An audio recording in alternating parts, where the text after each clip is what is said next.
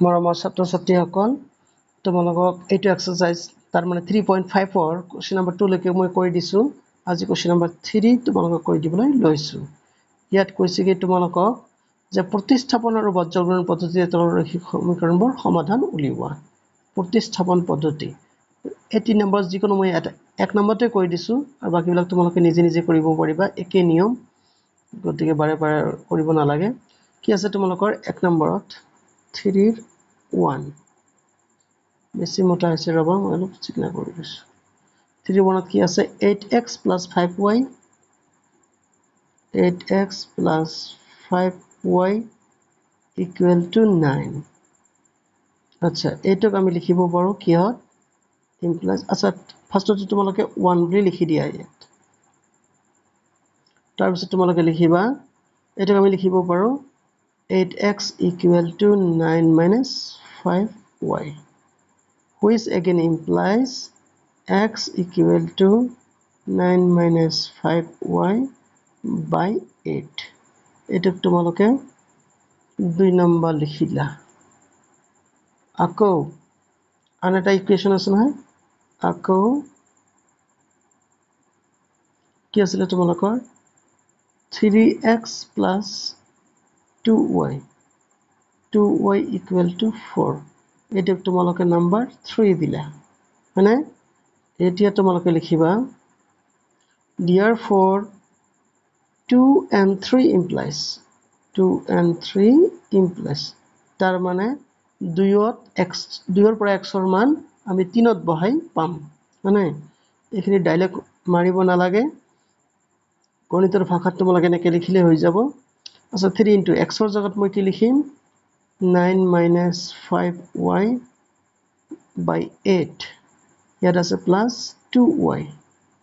2y = 4 ইয়াক solve কৰিব লাগে which again implies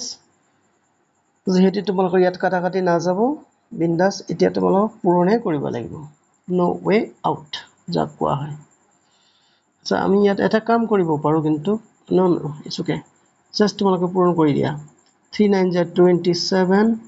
তাৰ পিছত 3 5 * 15 y আৰু তলত থাকিল তোমালোকৰ 8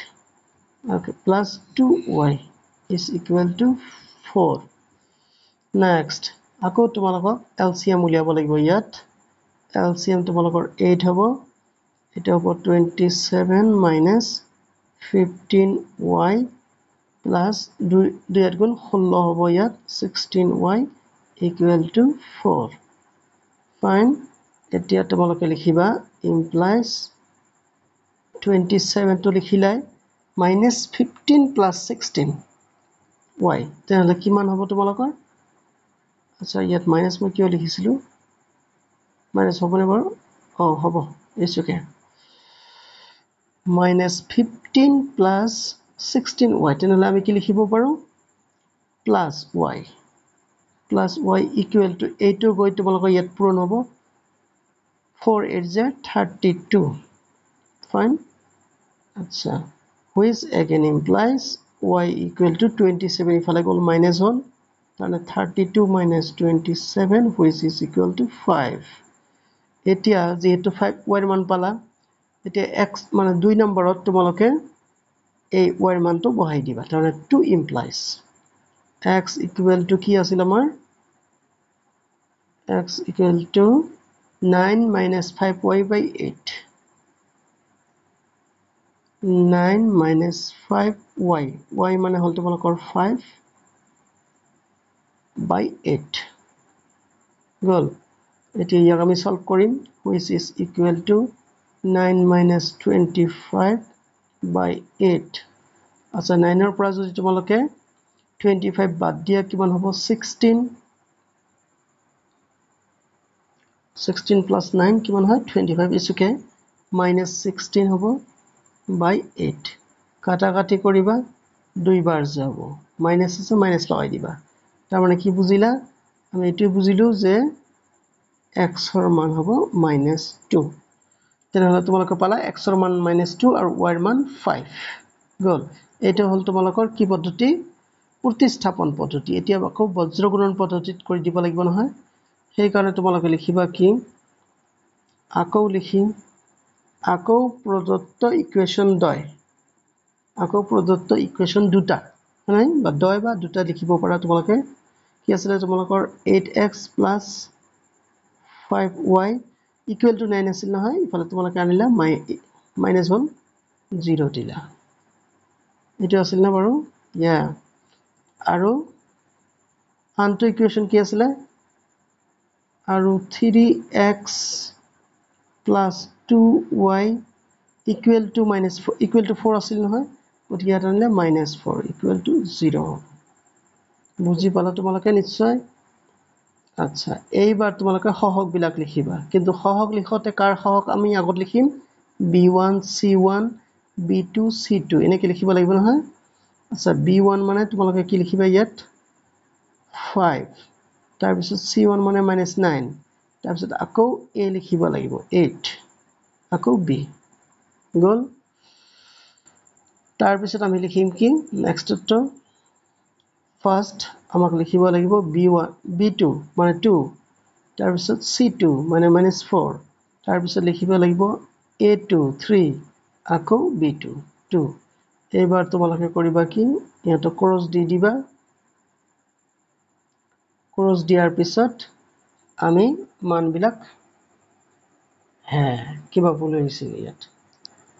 ৰবাচোন লাষ্টত আকৌ b1 ৰ মান লিখিব লাগিব নহয় b1 by b2 মানে 5/2 টো লিখা হৈছে it's okay এইটো আমাক দিব x ৰ মান এইটো আমাক দিব ৰবা